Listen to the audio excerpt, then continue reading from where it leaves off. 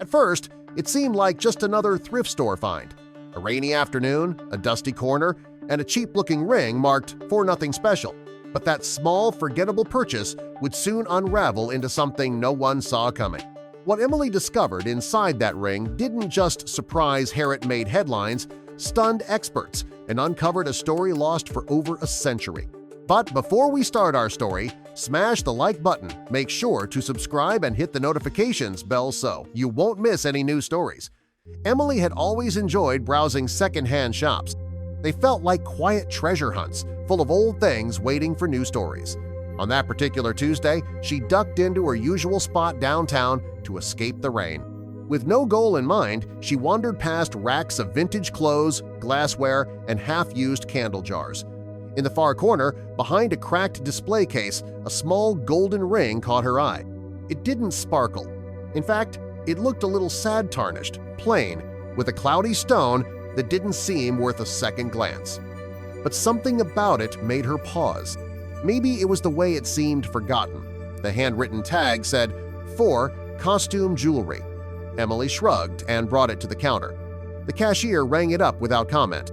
It wasn't anything exciting, just a little ring to add to her collection of quirky finds. She slid it into her coat pocket and continued on with her day. That evening, after dinner, Emily remembered the ring and pulled it from her pocket. It felt heavier than she'd expected, solid, cold, with a band that had just the slightest bend. She slipped it onto her finger. It fit perfectly.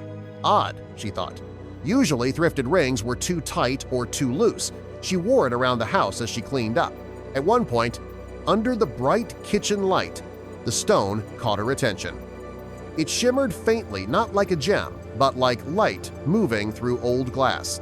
She held it closer to the bulb, turning it slowly. That's when she saw it. There, inside the stone, were tiny lines. At first, she thought they were scratches, but the more she looked, the more they seemed intentional-like writing. It didn't make any sense. Why would someone go through the trouble of carving letters into a fake stone on a cheap piece of costume jewelry? Emily pulled out her phone and tried to zoom in with the camera, but the letters stayed blurry. Frustrated but curious, she turned the ring under different lights. Each angle gave her a little more. The marks weren't just real, they were deep inside the stone. This ring was hiding something. She downloaded a magnifying app, steadied her hand, and slowly brought the ring into focus. After a few tries, the letters became clearer. It read, "Patented 1912, VDM." Her brows furrowed. 1912? That wasn't modern at all. And VDM sounded more like an old signature than a random label. Emily felt her heart beat a little faster. This wasn't some mass-produced accessory from the 90s. The details, the weight, the datate didn't add up. Why was a 4 ring marked with a patent from over a century ago? And more importantly, who or what was VDM? Emily couldn't shake the strange feeling the ring gave her. She kept turning it over, studying every angle. The letters inside the stone weren't random scratches. They looked carefully etched, as if someone had placed them there on purpose. She wondered how something so old and precise had ended up in a forgotten thrift store case. Still curious, she took more photos with her phone. The images kept coming out blurry. She tried adjusting the lighting, holding it near different lamps, even using a flashlight. Nothing gave her a clear view. But every time the light passed through the stone just right, those faint letters seemed to come alive. Frustrated, Emily downloaded a different magnifying app and tried again. This time, with steady hands and a bit of patience, she finally managed a clearer image.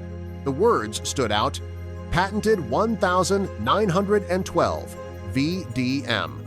It sounded more like something out of an old history book than a thrift store bin. That night, she couldn't stop thinking about it. She typed the inscription into a search engine and started digging through antique jewelry sites. Page after page showed similar styles, but no exact match. It was like chasing a ghost through online archives. Then, something finally caught her attention.